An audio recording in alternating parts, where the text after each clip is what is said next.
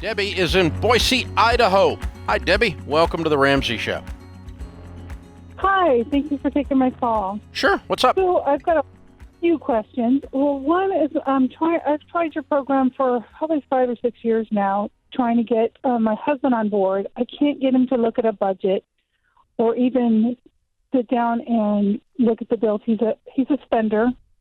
He's the free spirit, and I'm the nerd.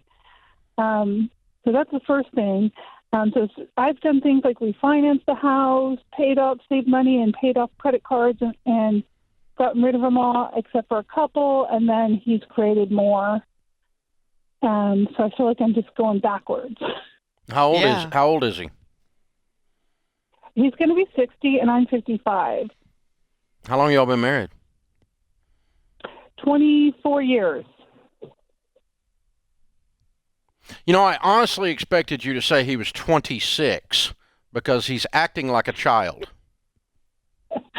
Well, I know, and it's almost caused a divorce at one point. I can imagine. He came home with a $50,000 boat that he didn't consult with me.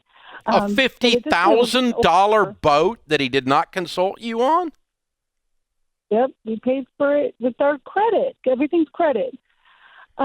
And that's what's concerning me is he's self-employed, and his income, he's not as physical as he used to be. So our income is decreasing. So I'm stressed trying to get rid of the bills because I know we're getting older, and I'm just not able to get rid of them when I turn around and he creates another card. I'll pay one off and he'll create another. Debbie, this is not a money problem. This is a marriage problem, a big marriage problem. The fact that he's not consulting with you, listening to you, considering what's important to you, he does not value you by his actions right now, and that is a major problem. Yeah. This is not just about you're trying to pay off bills.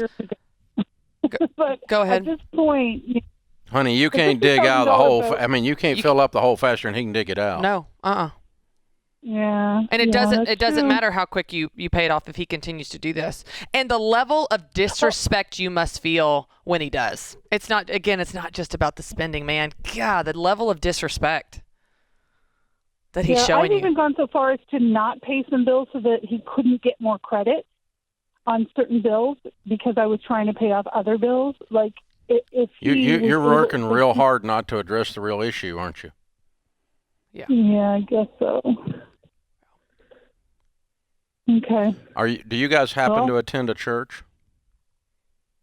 I'm trying to, but I can't get him on board with that either.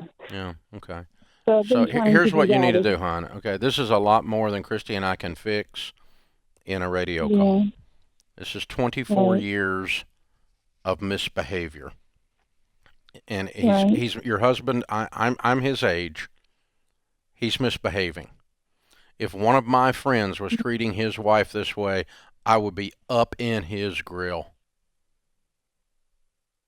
If one of my closest buddies, and I got about 10 or 15 guys I run with pretty tight, and if one of those guys was acting, the reason I run tight with them is they don't treat their wives this way. And I can tell you this, if I treated Sharon Ramsey this way, I'd have to be dealing with one mad hillbilly woman after about the first round. It wouldn't have lasted 24 years. It lasted 24 minutes. Right. And I've tried things, Do you work, Debbie? I do. Matter of fact, he's self-employed, and I'm self-employed realtor. We just sold our business of 12 years and moved to a different state and sold our house that was worth more and bought to reduce that. Okay, let me cycle back. The reason I was asking if you were in church was not a spiritual statement. I'm trying to find somewhere you can get community to get somebody to talk with him.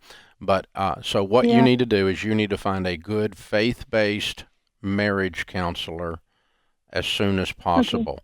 You're 20 years late coming to that meeting. Right. He's not going to do that either, but you go anyway because you need someone long form, not a radio answer, to begin to help you formulate conversations with him, because you're either going to live a miserable, broke, stress-filled life for the next 24 years, or you're going to force his hand on this.